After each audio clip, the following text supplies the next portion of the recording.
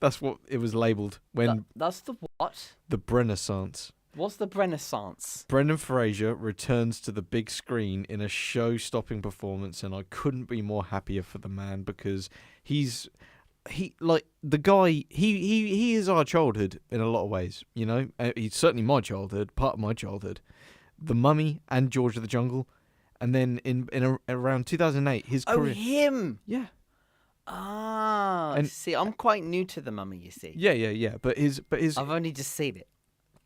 But his career fell off a cliff, like, you know, around the late noughties because, you know, there was a bit of, you know, like Hollywood, what should we call it? I knew you were going to say Hollywood. Yeah, it was going to be, it's some kind of Hollywood scandal against him where someone, shall we say, a predator preyed on him. And he's a fully grown man, and this happened. You know, it's just a reminder that this can happen to fully grown adults as well. Does. That's the worrying part. And therefore, that evil predator killed his career, and he fell off the face of the earth for like 10, 12 years. But this movie, Dan, brought Brendan Fraser back, and he won an Oscar for this performance. So he's back on top, and I could not be happier for him. This is also my first Darren Aronofsky film. I have heard about how hard-hitting and dark his films can be, and this film is no exception, but there is also a warmth and heart to it as well. The biggest praise to the film is Brendan Fraser's performance as the morbidly obese Charlie, who is an online English teacher trying to reconnect with his estranged daughter from a previous marriage before he succumbs to ill health. The film balances the tone of seriousness and humorous quite well, as there are some dark, funny humour aspects to the film, like when Charlie jokes about how deep someone would have to stab him to actually penetrate his internal organs, or the opening scene where someone walks in on him masturbating and he cannot switch the laptop off. It's all in good humour. I can confirm in tech support, I see a lot of that. I imagine you have. I also like the idea that the whole film takes place in Charlie's apartment, as that is where Charlie's entire life is based, and therefore it should be the same for the audience. But at its core, this film is a highly emotional, impacting drama about how families interact post-traumatic events, kindness over hatefulness, religion, and there's also elements about faith and addiction in there as well. Charlie left his daughter and his wife when he fell in love with another man, and therefore must deal with the harsh treatment from both of them, who have turned bitter and hateful towards him. Charlie wants to prove that his teenage daughter is not a horrible person, and that there is kindness in her soul. This is done through their shared interaction of writing. Thomas is a local church missionary who offers religious faith to Charlie to help him through his suffering, despite Charlie rejecting it out of self-loathing. And addiction is explored through Charlie's need for food consumption as a way of blocking out his despair of the way his life has gone. It's a coping mechanism that is ultimately shortening his life. Yeah, a bit similar to you with McDonald's, Dan. I knew you were going to go there. I just knew you were going to go there. I had to go there, man. I'm hitting the ground running. Although I have to say, having McDonald's as a neighbour, their pest control game is really good. Oh, really? Oh, yeah. Oh, that's something. Because obviously I don't have to pay for it to get it done, because they get it done, and it solves my problem. Perfect. Win-win. So, Two birds, one stone, right? Yeah. So I owe them a degree of loyalty here. So let's just go with that. The music for this film was very somber and impactful, but the ending of the film itself is quite sudden and can feel a bit shortchanged without an epilogue to finish it out. To close, Dan, The Whale is not a perfect film, but it does have a perfect performance by Brendan Fraser, and I really hope he wins the Oscar for this role. I wrote this before he won the Oscar, so I guess I predicted that one. Nice. The guy deserves all the success coming his way after how the Hollywood system has treated him in the past. James Corden was actually considered at one point for the role of Charlie, and I am so glad that never came to fruition, as no script or direction could ever make me feel anything for a character that Corden plays other than seething annoyance. The real heroes of this story, Dan, are the people who live in the apartment below Charlie. They clearly live on the wild side. Having someone with a morbidly obese person with an eating disorder living above you, I'd be scared, wouldn't you? Let's be honest. That's all I'm going to say on that. But yeah, I will see out this month on a positive note, Dan. I gave The Whale 4 stars out of 5. Wow. Producer man Steve also gave it 4 out of 5. Do you know what I find quite funny is I was expecting this to be a description very similar to Jaws, but based You on thought it was that? based on the name of the film. Well, what is a whale, Tommy? But no, I like when films Subverted get your a name like expectations that. a bit. Yeah. Like they're throwing off the scent, so it's not what it sounds like it is. No, it's so. a dramatic. It's called The Whale, obviously, because he's a big guy. He's got an eating disorder. He's morbidly obese, but I kind of picked that up. Yeah. But you wouldn't have thought that going by the title, as you didn't. Well, you wouldn't want to call it morbidly obese man, would you? No. Although that you'd still watch it, but yeah, that's just For Brendan Fraser, I am so behind that man, and Good. I wish him all the best in the world. Really, I do. Well, And there's a big fan base for him, and that's why it's called the Brennaissance. Instead of the Renaissance, it's the Brennaissance, because this is him bringing his career back for himself, and everybody in the world is so happy for him because you can just tell he's a nice guy, and he was done dirty by Hollywood, and I hate it when that happens. Yeah, it does happen way too often, I'm afraid. Yeah. Well, that's film 1 of 3. We are done with Feeling February now, and let's just jump forward into a much more lyrical month, shall we say, a much more tunable month as we go into Musical March. Now, this is the month God help me. and I've already cleared this with your girlfriend. I just want you to suffer. Yeah, I know. I know it's not your favourite genre. There's some films in the genre that I want you to see that I think are good. Yeah. That you've already, like you've done with Cars, you've prejudged because that's what you do. So you've already decided that you hate them. But I would say still watch them because no one cares what you think. On a side note, do you like Shark Tale? It's all right. Okay, because I'm not a big fan of it, and neither is producer man Steve. No, that is fair. But my girlfriend. Because my girlfriend Ellie, she loves Shark Tale, and she thinks I'm the one in the wrong. let's put it this way: Shark Tale, in my opinion, was too little, too late. We've already got Finding Nemo. Thank you. Was far better. Thank you. But I do like Shark Tale. I do. Fair enough. I do. But Finding Nemo is just so much better. Oh yeah, damn so right it much is. better. Go for the emotion over the funnies any day. Let me give you this: Shark Tale, I would give it 3 stars generously. Right. But Finding Nemo. Finding Nemo is 5. 5, yeah. Easy. I mean, that was. I remember, back in the day, one of my mum's old friends, who did a dirty, but we won't get into that. This was when I was really, really small, when Finding Nemo first came out, or before it came out. Mm-hmm. This woman's husband was just like Mr. Pirate Movies. Back in the 90s. He could sort you out. Everyone knew a guy that just had blank CDs. Put it this way. As far as the eye could see. Dan, before Blu-ray came out, Blu-ray was the name of the guy who used to sell you cheap DVDs on the side, right? Blu-ray. Yeah, go see Ray. No, not Grey Ray. Blu-ray. Blu-ray. Yeah. But no, basically, I remember I didn't like this woman's kids. Couldn't stand them. So I'd always try and hide. I hid in the living room, and they just had Finding Nemo on a loop. Yeah. From this disc, and I sat and watched. There was no sound. I was just watching these animated fish. I thought, I like this. I like this. Yeah. Well, when it came out, we'd already moved this end of town at the time when it was released on DVD. Yeah. So that's what I got for my birthday that year was the DVD with the shiny case, the actual official non-pirate copy, because I was never given a copy of it. Yeah. Didn't know what it was called, nothing like that. And I watched this film, and I'm like, I recognise these fish. I've seen these fish before. Because what they tried to do was use the film for like one of them like fake aquarium things. That's why they had it on. That's why there's no sound. But I remember that, and that was my earliest memory of this of Finding Nemo. And yeah, again, 5 stars. But we're not talking about. We're not doing that. Finding Nemo. No. Yeah. You could class. Remember when we did aquatic August? That was good. That was good. Well, I would say this. I would probably push Shark Tale as the musical version of Finding Nemo to maybe fit in Musical March. But it's so bad because, in comparison, for me personally, I've lost a lot of respect for Shark Tale and what it tried to do since Will Smith.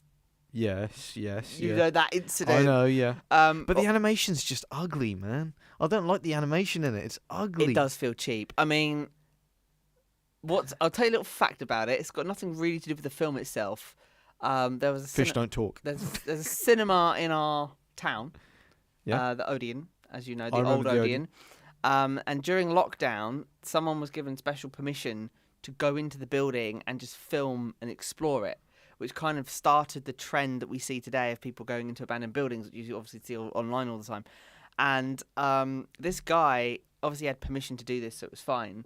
But he was going through the projector screens, and they had the actual old school real discs of Shark Tale, the promotional posters of Shark Tale. That was the last big movie that they showed in that cinema. There's no reason why. I'm just going to say this. They're closed. They closed. That was their big film, and they're shut. I'm just going to leave it there. Yeah. But I will say to you, I'm with Ellie. If it's on, I'll watch it. Okay. But Finding Nemo is tons better. If I'm going to pick one, I'll put Finding Nemo on every time. Yes. But if it's on, like ITV2, like it always is, then fine. If there's nothing else on and I'm bored, I will put it on and I will be content with that. Fair enough. You're in the middle. Yeah. But, well, I say I'm in the middle. I'm not hating on it. I don't hate it. But compared to Finding Nemo, it's trash. Yeah. Yeah. You can't compare it to Nemo. Yeah. So. Anyway, moving Musical on. March. Musical March. Yeah, we are now talking about 1986's Labyrinth. So you're going all the way back. Yep. Wowee. I think we're going back and then forth again. We're basically doing a Back to the Future. Well, I'm going to say this before you get into the review. I know quite a few people that rate this film very highly. Well, let me just go out there saying that this film is likely the most fever dream film out there to a lot of people, myself included. I recall watching this on Sunday afternoons on UK television's Channel 5 as a kid. Some elements stuck in my memory, whilst many others drifted away over time. That's what Channel 5 does. It does, yeah. That's Channel 5 in a nutshell. Yeah. The key to this film's cult following is, of course, David Bowie and his ability to go as hard with his music as his wardrobe went with his bulge. Literally, like seriously, it's. Do you know? I'm going to put it out there. I quite like him.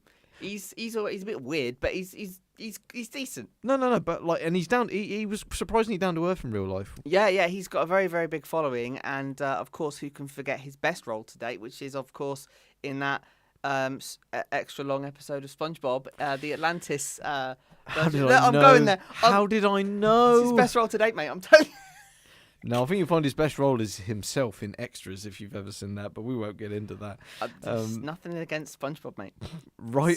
You've got to lose every time. Can I just say right off the bat, you're treated to Bowie tunes to draw you into this fantastical, wacky world with Underground playing during the opening titles, As the World Falls Down and Magic Dance are iconic and catchy, whilst Within You is mysterious and chilling. The filmmakers lucked out with Bowie's involvement, as his presence in music really breathes life into the production.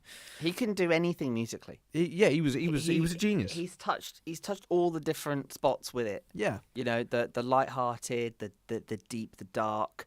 Do you know? I'm going to say this. Try and understand this. This is complex. He does deep happy. Does that make sense? Yeah, you know when you go deep, deep emotion, like deep happy, not. It's not emotional, like, but it's also fun. Like a smile on your face rather than an excitement. It's. I tell you, it's an art how he does it. It's amazing how he does it. You just take Life on Mars, for example, or something like that. Yeah, he's really good at how he does that. Yeah. Not to say in the film, though, that Jennifer Connelly doesn't do a superb job as the questing young hero trying to save her baby brother.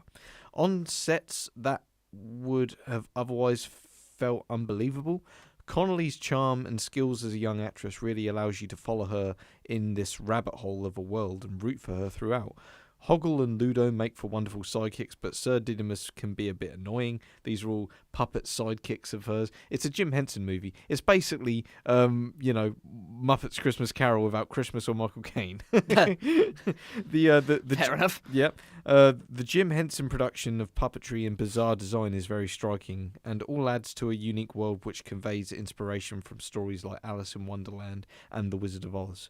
Although the chilly down sequence did drag on much longer than it needed to, I had an outer-body experience during this song thinking, blimey, is this song still going? As it draws away from the main story for too long? But, hey-ho, to close, Dan, Labyrinth was a fun revisit. The story is totally bonkers with not much depth, but it is worth watching for the music and puppetry skills alone. I actually went to see the 40th anniversary re-release of this about a month or so ago. So I did not know that. It was a special screening. If you want to watch a teenage girl try to save her baby brother from an effeminate camp villain with the help of the leprechaun, Basil Brush, and Eduardo from Foster's Home for Imaginary Friends, then this is the film for you. That's all I'll say on that. I love how you just sold that. Pretty much, yeah. That's a sum up right there. Love it. But yeah, I'll give it 3 stars out of 5. Dan, it's a bulk standard fever dream of a movie, but you'll have a good time out of it. Interesting. Yeah. And of course, music alone, I think, is what does this one the benefits. It's Bowie. It's Bowie that does it. If if it had been anyone else other than maybe Freddie Mercury, I don't think it would have packed the same punch. Yeah. Yeah? Yeah. I agree, because it needed that eccentric touch. It did. Yeah. And it did deliver on that. And Although I will say, puppetry from Jim Henson is a good standard. I am quite selling this movie to you, really. You got Bowie on the soundtrack, and you've got Muppet puppetry from Jim Henson. I mean, Muppet puppet. Muppet puppet. Love that. Try and say that when you're pissed. I will. But then moving on to another musical, because we're still in musical this march is now. We're back in tonight's. the here and now. Yes, we have now caught up. We are on today. We're on tonight. And we are now talking about Wicked for Good, which only came out last year. Now, I'm going to say this. This is definitely not your genre. No, this is not. I did go into this one hearing from the majority of lovers of the first film that this one isn't as good, which I can confirm now upon seeing it. I mean, I wasn't big on the first one much. It was a 3.5-star movie, the first one. My brother and his wife absolutely love it. Like, literally, it was the movie of the year for them when it came out, but it just wasn't for me. Just for the avoidance of any doubt for anyone at home, the translation here is: Tommy was forced against his will by his girlfriend to watch the film. Is that about accurate? Right? Me and my girlfriend have movie days with my brother and his wife, and so you're screwed. And I'm ranked out like 3-1 when it comes to. They all love musicals. They all love musicals, and I. Your brother and there's another angle for me to try and exploit. More in an angle? Never mind. Well, I'm just basically, because what I do, guys, just to fill everybody in, is I privately message Tommy's family members without him knowing about it to get them to do things it's like not this. private. You've got a group chat with me and my family. Yes, but that's only the stuff I want you to know about goes in there. Yeah. It's the other chat that you don't know about. Yeah, That's yeah. what I'm talking about. Yeah. Well, you know about it now, but you're never going to get The to see secret's what's in out. there. You're not going to get to see what's in there. The first film had unique dynamics with the opposing characters at the school, the introduction to the wizard himself, and, of course, Defying Gravity as a wonderful song to cap the film off. I'm going to say this, Defying Gravity, like a 7-minute song. Is it 7 minutes long? Wrap it up, guys. Yeah. I mean, it's a good song, granted. Well, on the radio, we have real problems with it. Yeah. Well, it's like Bohemian Rhapsody, isn't it? 'Cause Yeah. Bohemian Rhapsody's 6 minutes long. Yeah, I'm like, we have problems scheduling it. Yeah, like and trimming it down. We have to play some ads soon, people, This film loses a lot of that character dynamic for me. Despite it being a shorter runtime than the first film, it somehow feels longer. That's the worst. Yeah. You know what I'm like for my runtime. Yeah, not to be all doom and gloom, the production design is still first class, and the connections to the original The Wizard of Oz story are very clever and inventive. I also like the twist with, I'm going to butcher this name, I also like the twist with Nessaro's Throp. I did not see that coming, which brought some well-needed new drama to the story. Basically, there's a twist. Butchered that. Yeah, I butchered that big time. The cast mostly bring the most game they brought in the first film, but I had zero memory of Michelle Yeoh being as bad in the previous film as she is in this one. I feel she was a major miscast, especially when she is singing. She's not a good singer, good actress in other things, but I don't think she was the right fit for this role. Oh dear. None of the songs in this film were memorable for me. It is clear that the first film had Defying Gravity as its shining star song to draw everyone in, but I just don't think any songs in this one pack the same punch. To close, I am glad to have finished the Wicked duology, but I wouldn't particularly rush back to rewatch this one as much as I would the first one anyway. Musicals are still breaking new ground for me, Dan. But Well, that's why I think you're going to like the 2006 and 2007 duo that I've got lined up for you. But, But there are musicals out there that have gripped me more in recent years. This one may not be one of them, but we'll see what else this month has to bring. Well, I'm very interested to see how it plays out. And I'll issue a public apology to my brother Ben. I'm sorry, but I'm giving this film 2.5 stars out of 5. He nearly disowned me as a brother when he found that out, that I'd given it such a low rating. But And now you've said it on the public internet. That's yeah. Yeah, okay. But I did apologise first. Means nothing. I know. Empty. It's empty. That's like killing somebody, but apologising to them before you shoot them in the head. Yeah. Yeah. Well, there's many films that do that. I'm sorry I have to do this. Never mind. But hey, Anyway. we're through it, Dan. We're up to date again, and we're not falling behind again anytime soon. No. And of course, it's a very crucial turning point here because, like you say, you're breaking new ground in this genre. Yeah. And there are some really good hidden gems in this genre. Yeah. There are some musicals, because I don't really like musicals either. It's not my thing. But there are some that even I'll admit, actually, you watch the film and you enjoy it and then realise it's a musical. Yeah. The worst one I've ever been shown, though, is The Sound of Music. I don't care. Oh, that was so boring. Have you had to watch it? Yeah, that's so boring. It's on. Yeah. It's on most Christmases, to be fair, but I can't stand it. It bores me so much. No, I'm with you. It's like 3 hours long, but it's 3 hours of singing. Nothing else. And then, There's not really. What's the story? What's the it's plot? I don't know. No, it's crazy because like you have 3 hours of singing, and then in the last 20 minutes, it actually gets exciting because like the family are chased out of Austria by Nazis, and you're worried for them. But you've got to go through like 3 hours of singing to get through it. But here's the thing, right? So, a few honourable mentions in case you haven't seen them that I have seen, which I actually really enjoyed. Saving Mr. Banks was really good. That's not a musical. I'm pretty sure it was. No, It's one of those that's not a musical but turned into one. No, it's a biography about the making of Mary Poppins. Yeah. And granted, it is a 5-star movie as far as I'm concerned. It's a great film. I prefer it to Mary Poppins, to be honest. So do I. But I don't think it's a musical. Obviously, you've then got Wizard of Oz, which people do class as a musical. To be fair, Wizard of Oz, like for the time that it was made, and we've reviewed it already. Yeah. I'll give it that. Like Wizard of Oz was breaking incredible ground. Return to Oz, on the other hand, what sick bastard put that together? That was messed up. You know, I said about fever dream movies, right? Well, Return to Oz is one of those fever dream movies. Yeah, I where mean, you watch it as a kid, it freaks you out, and you only remember little bits of it. It's the thing with the wheels on the wheelies. Oh no, that was Dorothy Gale. That was dark. Yeah, it is dark. I tell you what, because I told Steve, because I saw it before he did. Yeah, I saw it as a child. I thought Steve would love it. I saw it as a child. He did. Yeah, he did. I know. I mean, I saw it as a child, and I'm like, this is messed up. And I told him that I'd seen it, and that you could tell, right, the judgmental little bastard, right.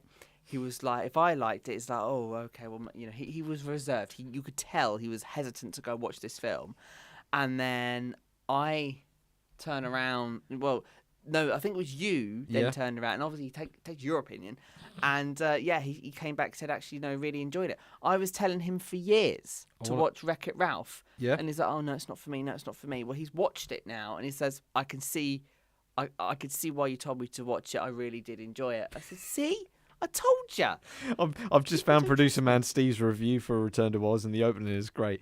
Made me laugh before watching this. Disney Plus only warned me about the movie's use of tobacco depictions and not, scarring young children for life. Yeah, well, that's what Disney Plus is good for, isn't it? Yeah. I mean, but my sister tried to rewatch Crufts yesterday. She missed a day. We tried to watch the dog show. Yeah. And it's the on-demand screen. It stopped and required consent because it contained flashing images. Oh, right, fair enough. And I was like, why is it stopping me for? Well, it contains flashing images, of course. Yes, yeah. Of course. But anyway, that's... we digress. That's that. But no, see, I like how I've basically said, I got some musicals. I haven't actually named one. But, whatever. Well, it's fine. No, I've got a list on Letterboxd of musicals that I actually like. And Rock of Ages is at the top of that list. Okay. Because I love Rock of Ages. I love my rock music, as you well know. I do. But I've got it here. The Greatest Showman weren't bad. I've not seen that. That was People keep telling me to watch that. Yeah, it was pretty good. Oliver. Oh, Oliver's good. Oliver's yeah, good, right? Yeah, Oliver's good. West Side Story, the original. I was shown that by my sister-in-law and my brother, and I thought that was pretty good. Not seen it. Wonka, which came out recently. Oh, I haven't seen that one yet, no. You're still locked up on that memeified video that you sent me. I can't believe you didn't know about that. Basically, guys, Tommy did not know about Glasgow's Wonka experience. I don't know how he missed that. It was on the news. It was everywhere. I'm sorry, I can't hear you, Dan, over this rock that I've been living under, apparently. Oh, God. And then I've got Labyrinth on there. Yes, of course. Willy Wonka and the Chocolate Factory, the original. Of course. I wouldn't class that as a musical, but I suppose it is. Seven Brides for Seven Brothers, which is not so well known from the 50s. It's a musical that I've heard of it. my sister-in-law showed me again, and it was really, really good. It's like one of her favourite musicals. And then I did put Wicked on there, the first one. It was more bearable, and it's got some better songs in it. I've got no interest myself. I'm in no particular hurry to rewatch it, but I thought it was decent for what it was. The first one, not the second one. Sky Cinema keep telling me that you haven't watched this, you'd like this. I'm like, leave me alone. And I've got two more on this list. I've got The Wizard of Oz. That's a good one. And Chitty Chitty Bang Bang. Oh, forgot about that one. Yeah, see? Again, I'm going to put it out there. I didn't enjoy it. Fair enough. Again, for me... I quite like Chitty Chitty Bang Bang, to be fair. For me, it's the musical aspect. I'm like, shut up and get on with it. Why sing it when you can just talk it? Wait, I'd probably class Muppets Christmas Carol Extended Edition that we watched in the cinema. See, that's the thing. I didn't put any Disneys on that list because it's too easy. Like every animated film is a Disney. Every Disney animated film is a musical. I'm going to admit this to you now because I don't think I admitted it to you at the time. Muppets Christmas Carol, the Extended Edition with that song in it, the extra song in it. When Love Is Gone. Yep, that's it. I didn't know about that copy. Neither did I. And I had it. I first discovered that in the cinema with you and Steve. Yeah, I mean that was when I first discovered. Because I sat there like, it made. I don't remember this bit. I actually thought I was losing my memory. I thought I really don't remember this. And then it wasn't until you and Steve mentioned it after. I'm like, oh, thank God for that. I thought I was gone. But no, that was yeah. No, that was good. But again, we've probably got to wrap this episode up. We Dan. have, haven't we? I think everyone's going to sleep. We'll be here all bloody night. All right. Well, look, make sure you're here next week for another one in Musical March. Yep. And I know that High School Musical has not been named in this yet. I've asked him to, and he's going to need the pressure from you guys on YouTube for this. But of course, you can also pressurize him on Letterboxd. Now, Tommy, unfortunately, because of the computer explosion, our text has not returned, so you're going to have to speak clearly and slowly. You can follow me on Larkins95, and you can follow Dan on Dan Moore Radio. No text? No. So we're going back to the old days of just talking it. Never mind. Oh, well, never mind. And, of course, here on YouTube, you've got the notification bell, subscribing, and all that jazz, which you can do here, and we surely do encourage it because that's basically keeps you listening to him, doesn't it? Well, thank you so much for watching, as always, and we will be back next Monday, same time, same place. Yeah. Have a great week, everybody. We'll see you next week. Take care. Till then.